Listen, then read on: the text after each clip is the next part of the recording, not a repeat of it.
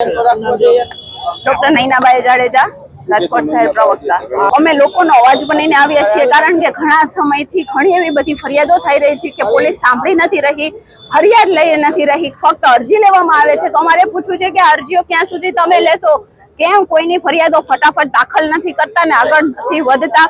તમારી આ જ નીતિના કારણે આજે લુખ્ખા તત્વોની હિંમત વધી ગઈ છે, એ લોકોનો ડર જતો રહ્યો છે। મન પડે ધોળા દિવસે લુખ્ખાગીરી કરવામાં આવે છે, ધોળા દિવસે છરીઓ ઉલાડવામાં આવે છે, ગોળીઓ મારી દેવામાં આવે છે। તો ક્યાં સુધી આ બધું ચાલતું રહેશે?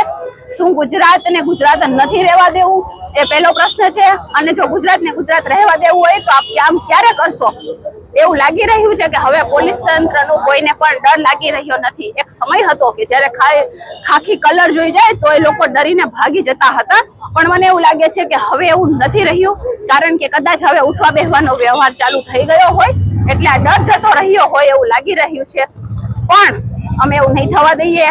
અમે વિરોધ પક્ષ તરીકે હંમેશા લોકોનો અવાજ બનશું, લોકો માટે હંમેશા બોલતા રહેશું, આજે પણ બોલવા જ આવ્યા છીએ કે ક્યાં સુધી આ બધું ચાલશે? કારણ કે કાલ કોઈની સાથે થયું છે, કાલ મારી પણ સાથે થઈ શકે અને તમારી સાથે પણ થઈ શકે છે, કારણ કે પરિસ્થિતિઓ હંમેશા બદલાતી હોય ત્યારે પૂછીને નથી આવતી કે કોની સાથે શું થાય।